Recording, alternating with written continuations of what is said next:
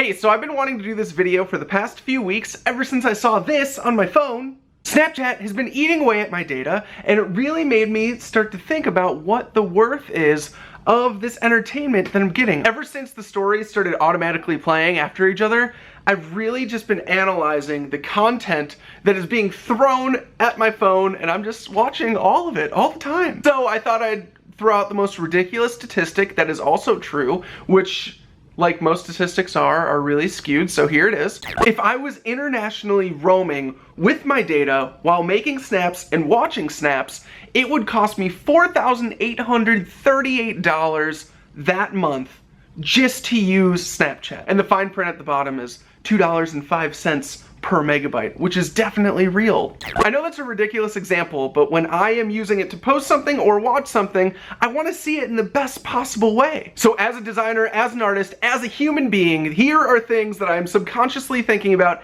every time I open up Snapchat. Number one, adding context to the image. This first one I thought was really hilarious to me just because of the iconography that's used.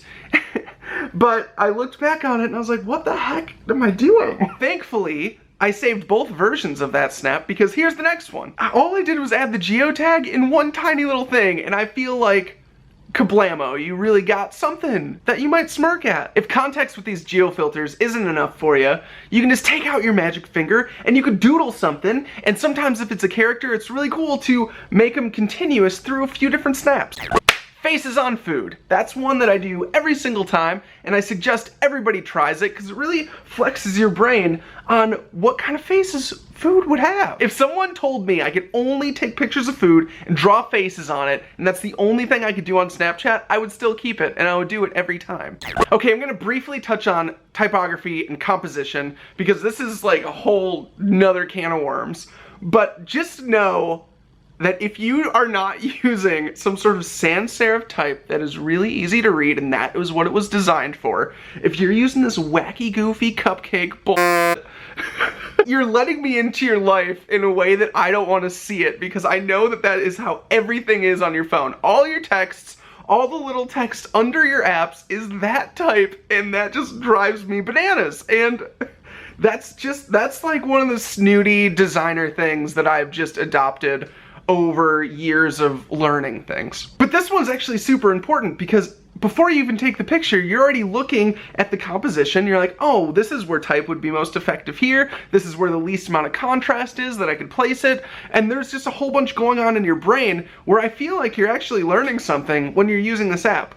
Commit to filters. Snapchat can track your face and it can put things on it. It can make you go underwater. You can shoot lasers out of your eyes. You could do all these crazy things. So if I catch you just taking a picture of your face with nothing, why are you doing that? And just to add on to that, if you can find a way to glitch any of those filters, take that picture because you know you're laughing when you see it and it just distorts your face or like pulls something randomly off the wall.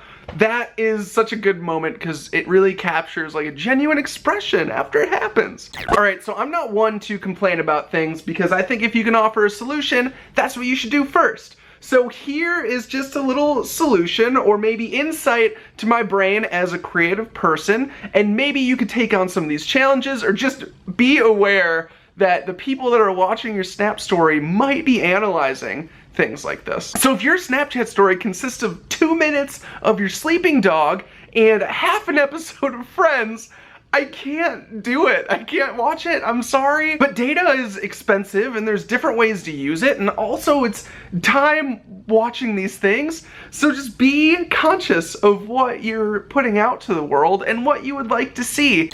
I'm sorry if this came out as a little jimble jamble, but I would kind of like to offer maybe like a tutorial video of Snapchat things that people might not know about, whether it's using black and white on an iPhone, or facial tracking with motion and video and having little stickers follow you around everywhere. There's so many cool things that maybe you just don't know how to do them, and then your Snapchats are gonna be awesome. Be sure to like this video if you're into it so I know if I should make things more like this, and if you know anybody, definitely tag them in this video or share it on Facebook if you think you need to subtly hint at them. But until then, I will see you next Tuesday.